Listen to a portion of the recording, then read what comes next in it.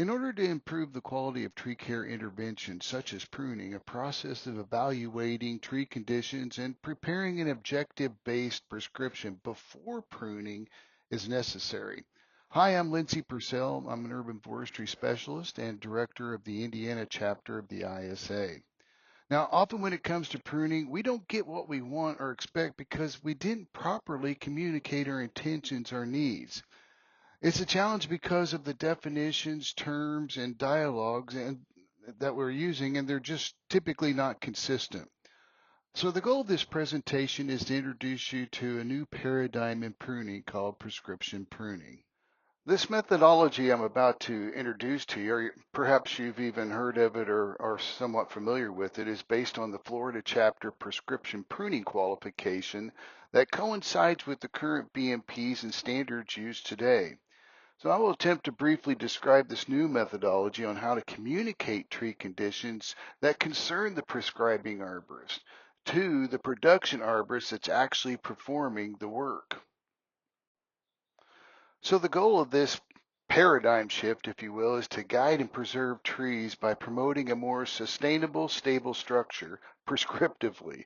Other outcomes can include improving professionalism of for new and seasoned arborists with improved pruning techniques, establishing a standardized, accountable, objective-based pruning process in your organization, increasing the life expectancy of trees by reducing likelihood of failure, and and last and certainly not least, but improve your ability to explain to tree owners and crews why, where, and how to prune. So as you'll learn in this process of prescription pruning recommendations, it's more like what I like to call a new love language for pruning that expands on a very speculative script that we have typically used from the standards. So as most informed arborists know, the ANSI A300 Part 1 is our national pruning standard of practice. It was the first ANSI standard in arboriculture. That's why it's called Part 1.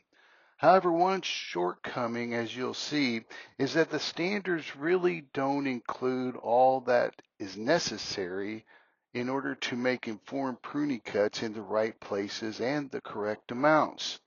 Now, most language used to create this credential or this new prescriptive pruning practice comes directly from the A300 Part 1 and the ISA Best Management Practice.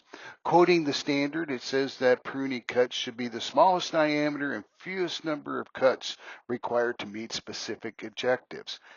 But it's crucial to remove enough and most importantly from the right location in order to meet those objectives, and those aren't talked about in the standards or the BMPs.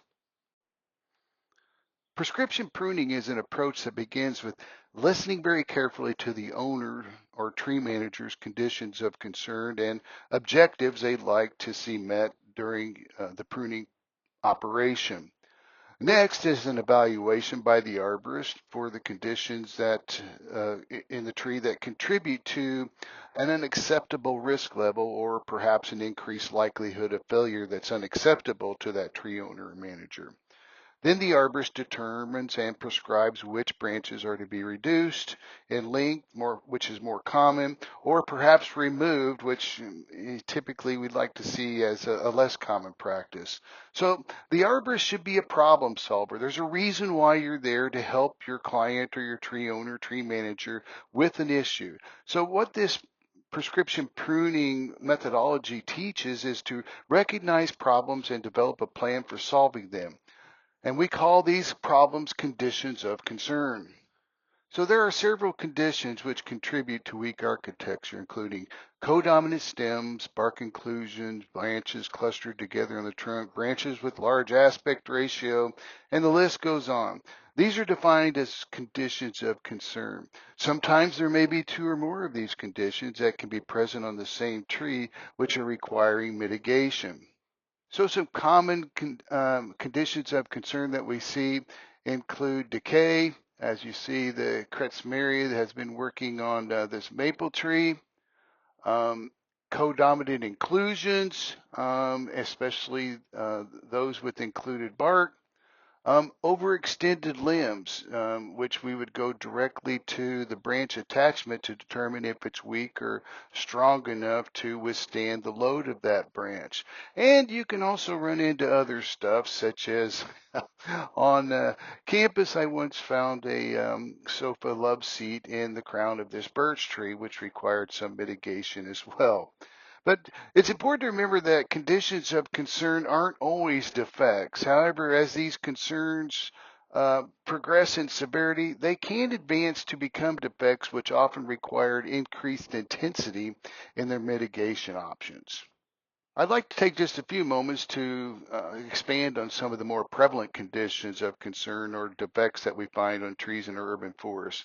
And I'd like to start with probably one of the most common, and that's codominant stems. As a review, or it may be new to some early career arborists, these are trees with two or more stems with similar diameter that are emerging from the same location on the trunk.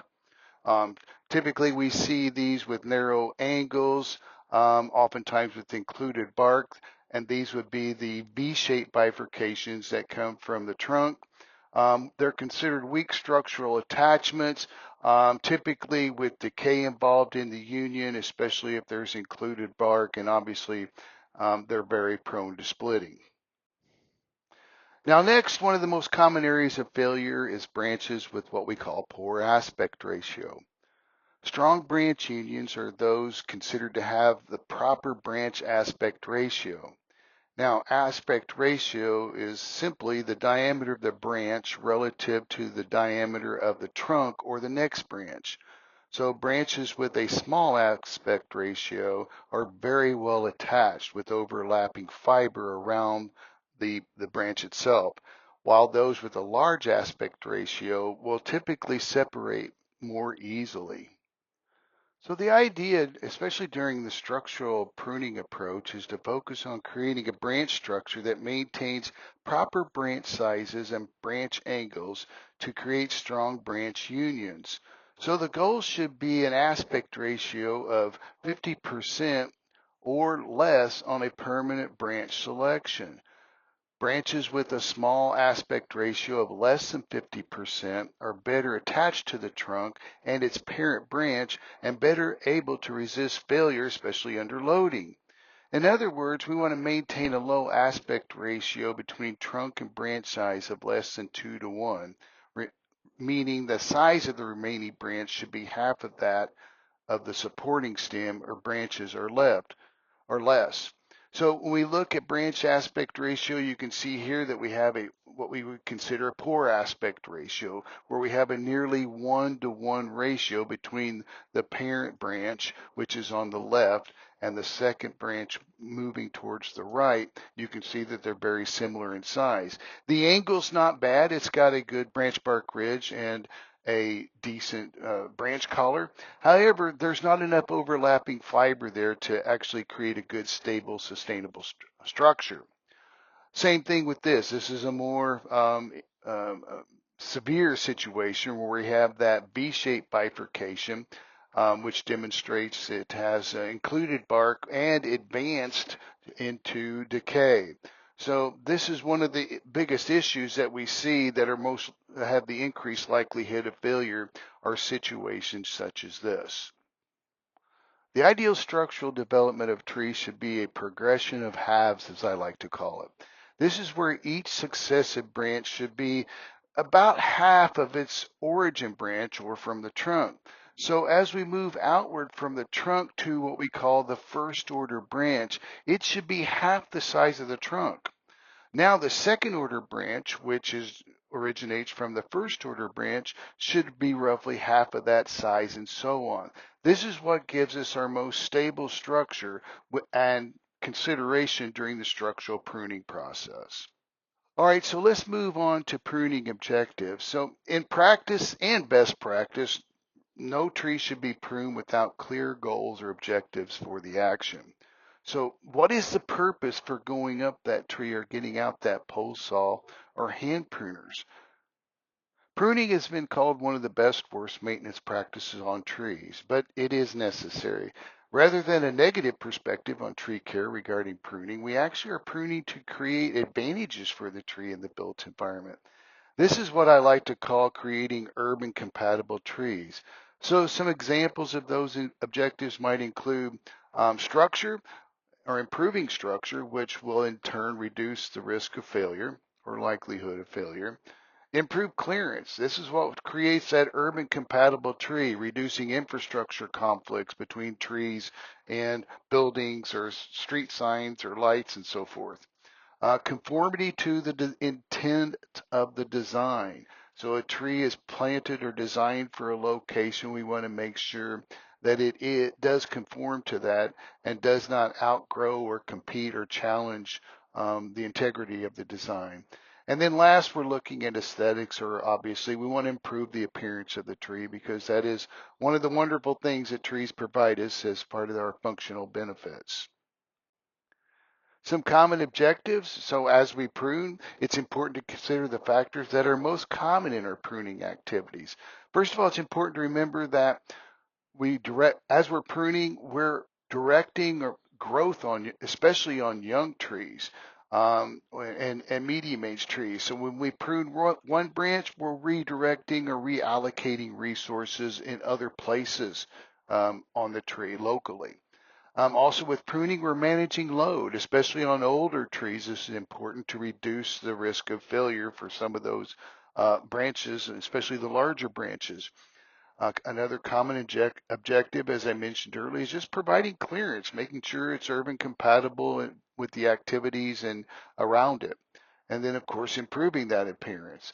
But the overall key to appearance or excuse me, the overall key to pruning is making sure that we apply the correct pruning amount on the correct branches to correct structure and, of course, meet those objectives that have been identified with the tree owner or manager. Now let's get into some of the details as far as the prescriptive approach to pruning.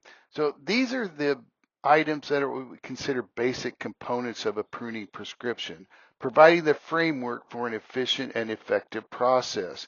So when we talk about the prescription framework, you'll see this on every prescription. We're going to locate the target branches that we're going to implement pruning on. We're going to locate the cuts on those target branches. Where do those cuts need to be implemented? We're going to determine what pruning cut types that we're going to use and also the pruning dose or the amount. So let's begin with how to describe pruning cut locations. So basically we're talking about where to prune.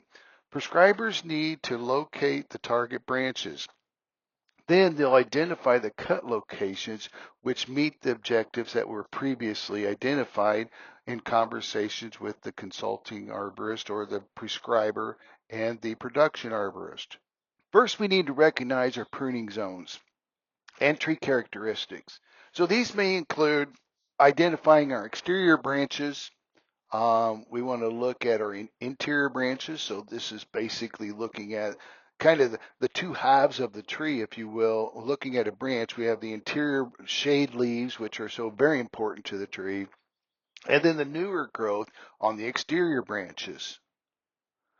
Now, oftentimes we'll see branch clusters or whorls where we have several branches emanating from a particular leader that are competing for resources, but also are considered poor attachments because branches close together don't necessarily form good branch collars.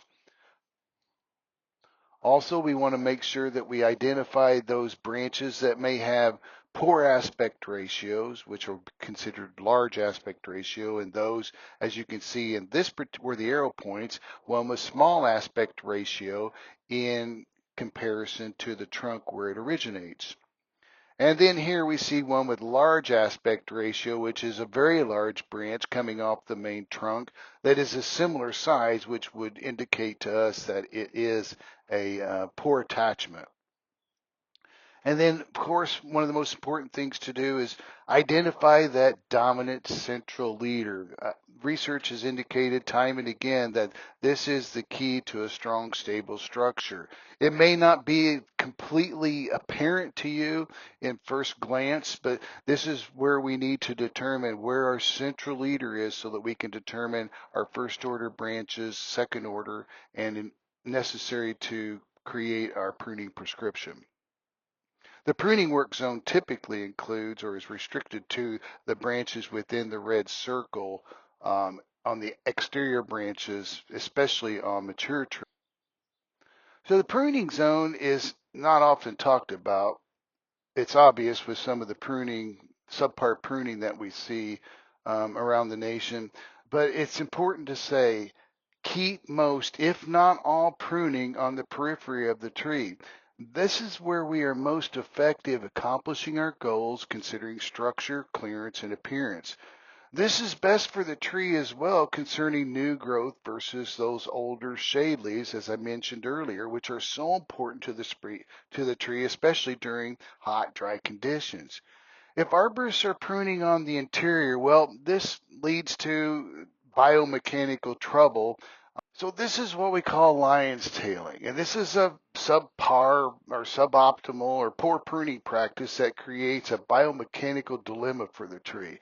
This is where we see most, if not all, the interior branches and foliage have been removed. We're leaving only peripheral foliage on the tree.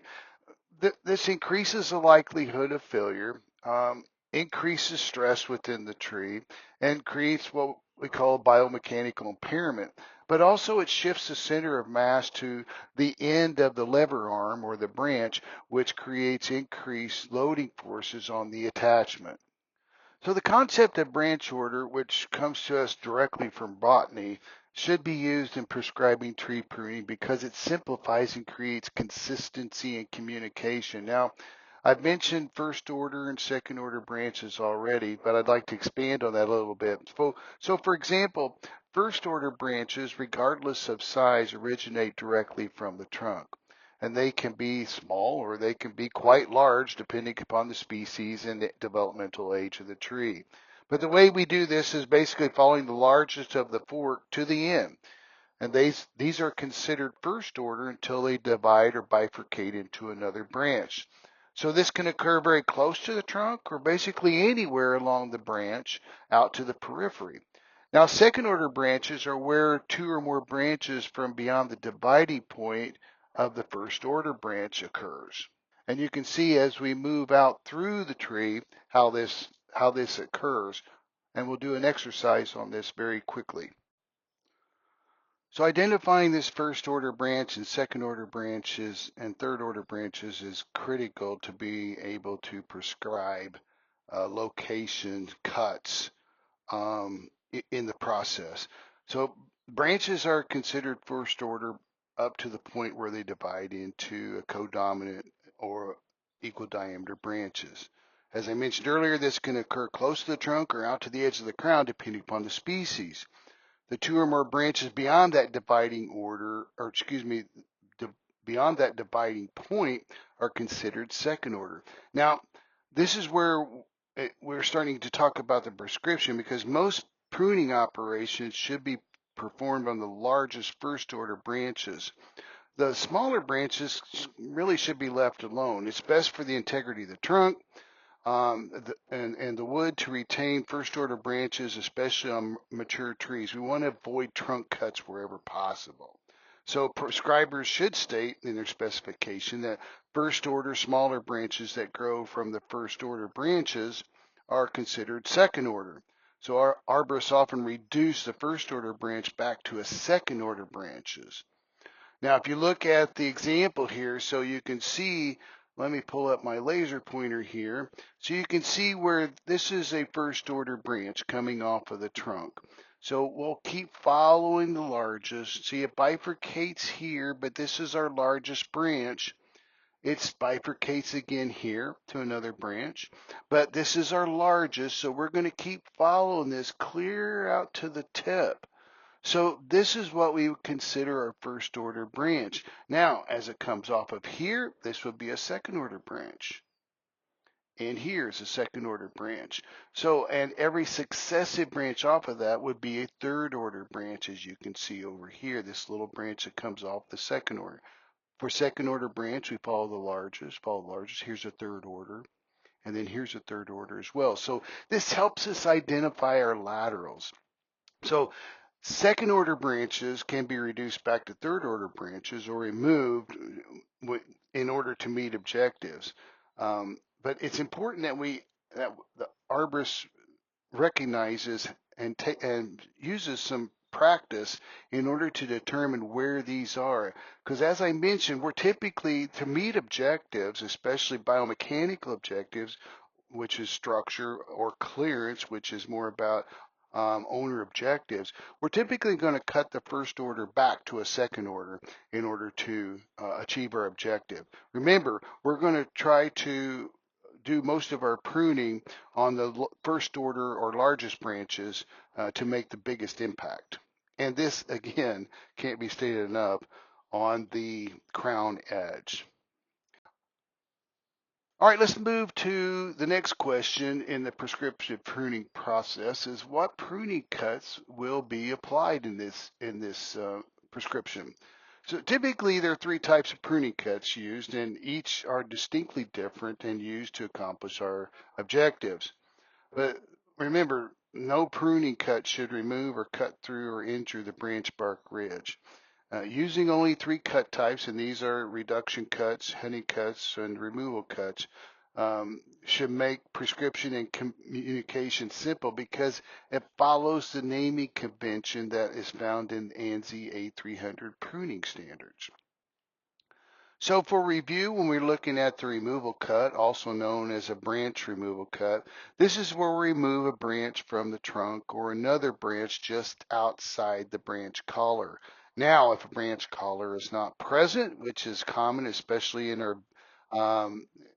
more V-shaped bifurcations, we're going to go down to, as you see here on the right, we want to make sure we go down to where the branch bark ridge starts and then make the proper angle cut where we have the smallest wound.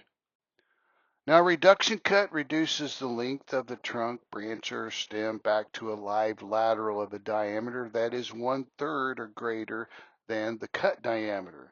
So what we want to do is make sure that whatever we reduce, we want to make sure that the remaining lateral is large enough to support growth for that basically first order branch. So when we look at this particular example here, this is a first order branch that was removed, or excuse me, reduced, and this is the second order branch that remains.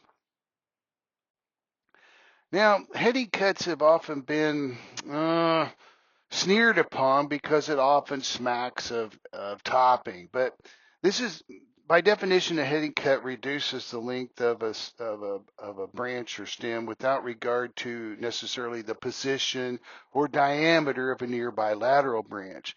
Now, a lot of heading cuts do result in a top tree. However, this is a really important tool and may be applied to prevent making those large trunk cuts. This is where we're talking about the big 6 or 8 inch cuts on the trunk, which often leads to serious decay issues for the tree. So it may be a necessary evil, if you will, in order to buy some time and reduce the potential for decay entering the trunk. Okay, let's move on to the next item. Pruning dose. So how much do we prune? So this is probably one of the most challenging, and expressing the amount to prune, or the dose as we sometimes call it, is the most challenging part of preparing the pruning prescription. Typically we want to talk about the number and diameter or the size of pruning cut to express pruning dose. So it's more important to prescribe amount on the appropriate branches to prune than on the entire tree. Now, on our standards, it talks about no more than a certain percentage for the entire tree, but using this new prescriptive pruning methodology provides the production arborist with the detail required to treat conditions the prescriber has seen in the tree. So it's the best method to communicate with the production arborist, which identifies specific branches to be pruned. This is the heart of preparing the prescription. Now, as I mentioned earlier, the ANZA 300 Part 1 pruning standard recommends arborists include pruning dose in prescriptions, but it stops there and has no recommendation for the maximum amount for the entire tree and especially for individual branches. So we want to look at our pruning dose not collectively so much as we do on individual branches. Well, how much do we need to prune? Well, by definition in the standards, only what is needed to meet objectives. And one of my favorite quotes from Dr. Ed Gilman, who was the primary contributing author to this pruning prescription, is a large debris pile may not be the most desirable outcome. So really the amount of material to be removed should be governed primarily by client objectives, condition of the tree from a health perspective, the pruning cycle, and basically the tree's ability to tolerate pruning in relationship to coating. So pruning amount or pruning dose depends on pruning interval, the branch size or the length of that branch condition, what type of targets that are threatened by those particular identified branches, a potential decay, and a few more. So in the prescription for pruning, the number of cuts is combined with the size of cuts to determine what that pruning dose is going to be. So the prescribing arborist will be specifying the number and diameter of cuts. So this could be a specific number, such as 4 reduction cuts or 4 removal cuts, or it could be written as a range, such as 3 to 5 reduction cuts in the crown. Again, that's dependent upon what the production arborist sees once they get into the crown.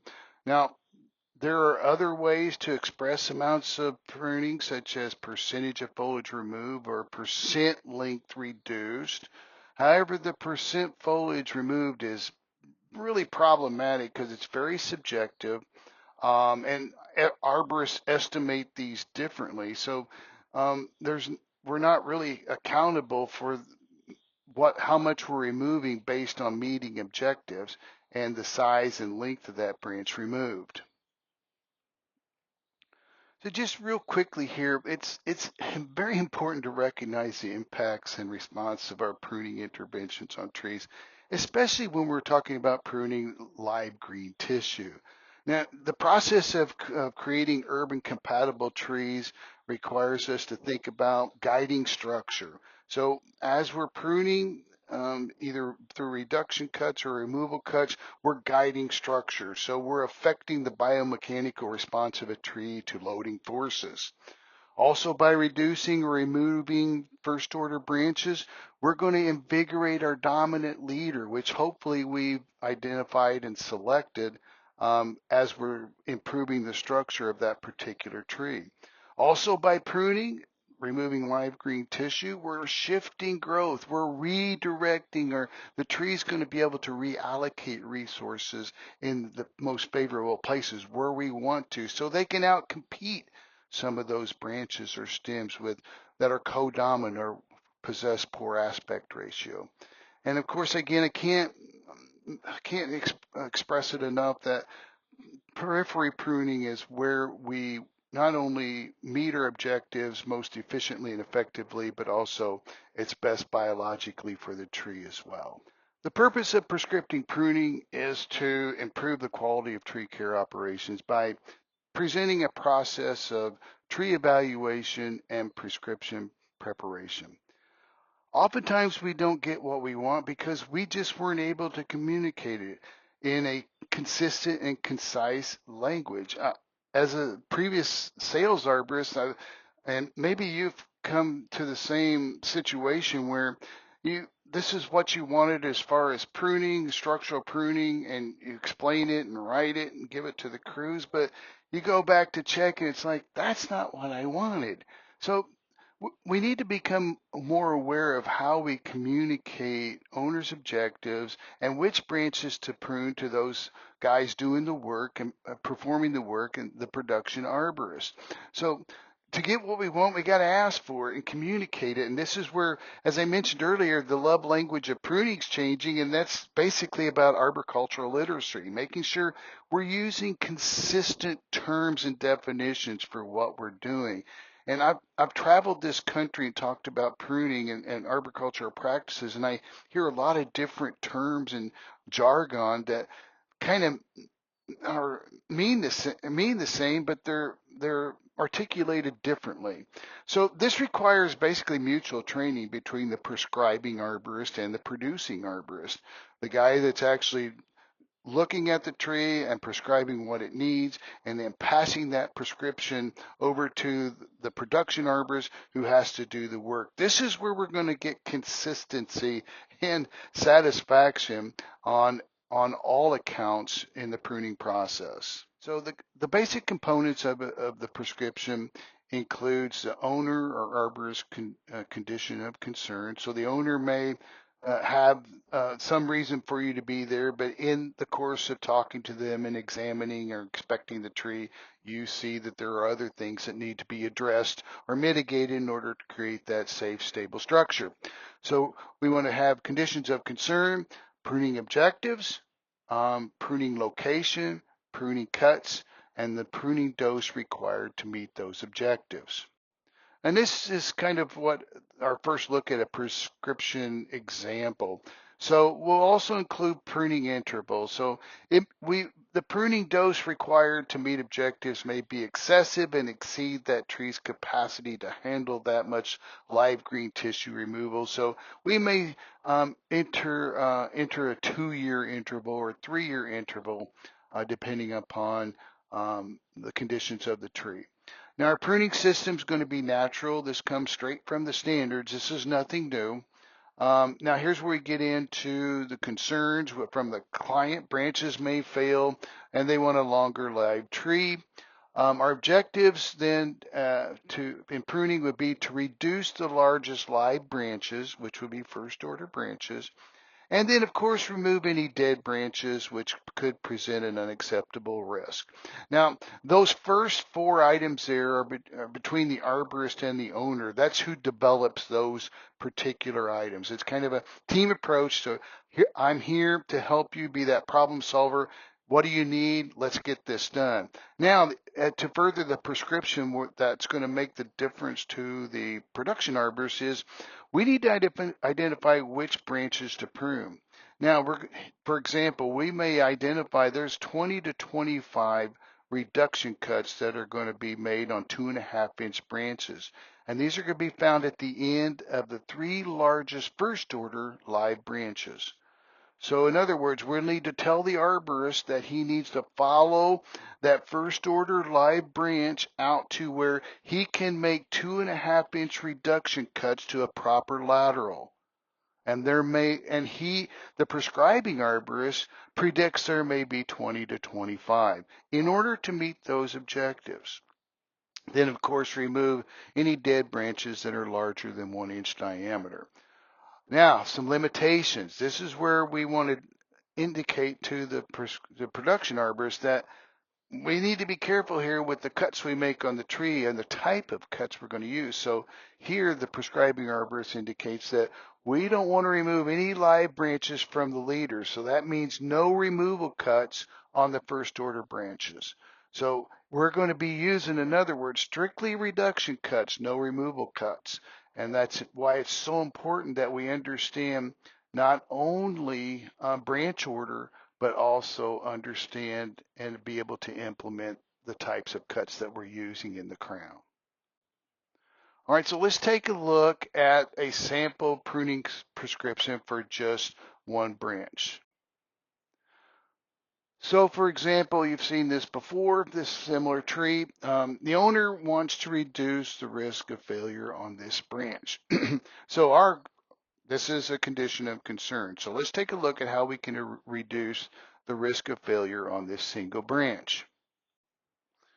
So the prescribing arborist estimates that a light end weight reduction will meet the objectives in order to reduce the level of risk that this branch presents. Now, the arborist decides that 3 2.5-inch diameter reduction cuts will be applied to the branch ends, the periphery. Now, this is a modest reduction cut size, which results in minimal decay behind those cuts, for most species that we see. In order to identify that location of that cut, we're going to do a little exercise like we did earlier with identifying branch orders. So we're going to start at the base of the target branch, which is considered a first order branch. Then move your eye along the target branch and follow that largest at each union until a reduction cut of your specified diameter is found. So we're going to follow the largest at each fork. So we're moving on past, but keep following the largest. It may be close. They're two very similar, but we need to make sure we identify the largest fork until we get to that location. So here we come to another bifurcation. And now the prescriber finds a place to make a 2.5-inch reduction at the end. Then we'll slide back to the largest lateral to find a 2.5-inch cut. So you can see where we're following that largest branch through here. Now, this is where we got the second order branch. Now, in order to actually meet some objectives, we're going to cut back in here on this first order branch, not the second order branch. Now, the prescriber will prescribe a second reduction cut. So notice out of those two potential cut locations, the most horizontal branch orientation is preferable to retain. So here we got two branches emanating from the second order branch. So we want to take the most vertical of those two to make our cut. It's been found through research that a more horizontal orientation of branches is a more stable, stronger structure. All right, so next, to meet our objectives that the owner's identified and the prescribing arborist has identified, we're going to slide back to the next largest lateral, and the prescriber finds that we have our third 2.5-inch reduction cut. So in all, see, the prescriber has identified 3 reduction cuts on the target branch, which is this first order branch that you see the red arrow indicating. Then, of course, we want to remove the dead branch on the top and remove the dead broken branch at the bottom. So there were 3 reduction cuts and 2 removal cuts on the target branch. So any other options? Well, the sprouts could be perhaps one of those, but again, it looks like the tree perhaps has been lion's-tailed, so sprouts may not be required to be removed there, but they may require some management. And then also the lower branch, sucker branch coming off the bottom of the trunk there. So it's all dependent upon the situation and the tree condition. All right, now let's look at a live tree and a real tree and virtually work one target branch here. So as we did before, move your eye along the target branch out and follow the largest at each union until a reduction cut of your specified diameter is found. So here's our first order branch where you can see the red arrow and the call out box here. Now, where should the cuts be located? Remember, move your eye along the branch out and follow the largest each union until that reduction cut of your specified diameter is found. So here's the first union. So follow the largest. Keep following the largest. And we move out here. Our eye is here. So we're going to make a 2.5-inch reduction cut on the end of this branch because this is our first order branch continuing out towards the periphery of the crown. So also on these two, at the end of our first order branch, there are three other lateral branches we're going to prune as well. So we picked these 3 because all the other candidates are closer to the base of the target branch. So pruning branches closer to the base would not reduce necessarily the risk of failure because not much of a lever arm is removed from the target branch. More lever arm or more loading potential is reduced by removing through pruning the ends of these target branches. So basically we want to do some reduction cuts on each of these in order to reduce the load and load potential on this first order branch. So how many cuts did we make on each of these? It depends on the branch length and the condition and risk targets, as well as the pruning interval and others. So generally, though, we want to make more cuts on the largest branches. Again, this is where we're going to get the most effectiveness out of load reduction and meeting objectives, especially when it comes to clearance. So on this particular situation, we're going to make 4 cuts on the largest branches and remove no more than about 1/2 of the foliage on this branch. We're going to make 2 cuts on this smallest branch. This is the smallest of the 3, so only 2 cuts are going to be made on this particular branch where you see the 2 on the arrow. Now, they're going to make 3 cuts on this medium-sized branch because it's able to support more cuts, and also we're able to achieve our objectives better, creating reduction cuts on this branch, which extends further out through the crown. So that's a total of 9 cuts. So 4 on the first order branch and 5 on the second order branch. Obviously, there will be more cuts required on the other branches, but this is just a small example of pruning for one branch that was perhaps a risk issue.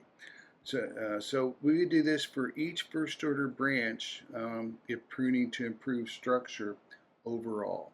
So for example, here's our leader goes up through here and out this way. This is actually a sprout, it appears, but these are all second order branches, or excuse me, first order branches that are going to require attention. So all of our pruning would be out in this location in order to improve structure by pruning on branches with poor aspect ratio.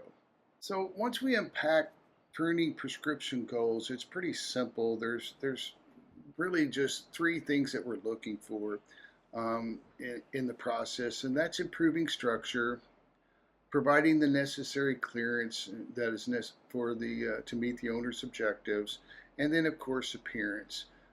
This is a simple statement that I look at whenever I'm actually prescribing the pruning and also doing the pruning myself. Structure, clearance, appearance. Those are the 3 things that are always in my mind whenever I'm deciding what branches to prune and what amounts to prune in the process. Now we've talked about the prescription. I haven't necessarily given you an opportunity to look at the prescription pad, if you will, for the process. And you can see basically everything here that we've talked about is, of course, we got the client information, tree information, condition of concern, our objectives, and here is our prescription. Remember, these are determined by the owner and the arborist between conditions of concern and objectives.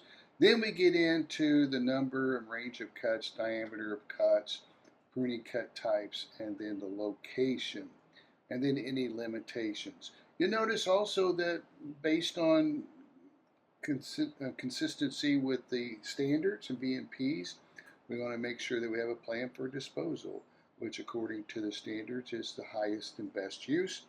And then give them a time frame for completion of the work, and of course any additional information that might be needed. I like to look to make sure that there's no weak branches that were potentially that could be used as a tie-in point or rigging point to make sure that the workers are safe as well in that process. So if we're to break this down for a prescription example, basically it comes down to pruning system, which is typically natural. Our objective is structure, clearance, and appearance. Cut location, obviously, it's going to be the crown periphery. We're looking for aspect ratios of 2 to 1, less than 2 to 1. We're going to focus on codominant stems, especially B-shaped bifurcations, which have an increased likelihood of failure. Cut types going to be broken down into reduction cuts, removal cuts, and perhaps heading cuts, but the majority, unless we're doing storm mitigation or topping mitigation, the majority of our cuts are going to be either removal or reduction cuts. And then lastly, our pruning dose. You notice there's no percentages here. We're looking at cut number and cut size. So for example, 4 to 6 3-inch reduction cuts and 3 2-inch removal cuts. So this is an example of what we need to be looking at in general when we're creating our prescription. So I'd like to finish up with just general pruning strategy considerations that I keep in mind.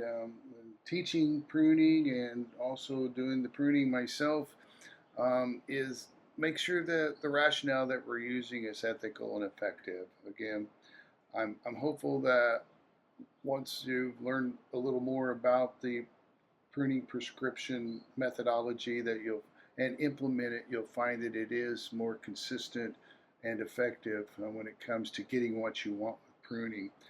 And again, we can distill down the pruning strategy into 3 basic components as far as structure, clearance, and appearance. And just being prescriptive to accomplish our goals is so critically important, not just for the tree owner and the production arborist and prescribing arborist, but also for the tree as well, to make sure that we are, again, rational and ethical when it comes to removing live green tissue and not compromising the health of the tree and keeping the biology of the tree in mind, especially when it comes to response from pruning and its ability to compartmentalize and recover from the pruning process in order to, again, keep that strong, stable, sustainable tree in our urban forests. So I'd like to thank everyone for listening to this presentation on pruning. Hopefully it's something new that perhaps can be applied in your organization or business and on how to get what you want when it comes to pruning and using this new methodology on prescriptive pruning. Also like to thank TCIA for bringing me back to talk about pruning. I always love to talk about pruning, especially people in our industry, and hopefully this is going to be helpful for you in the future. So thank you again and be safe out there.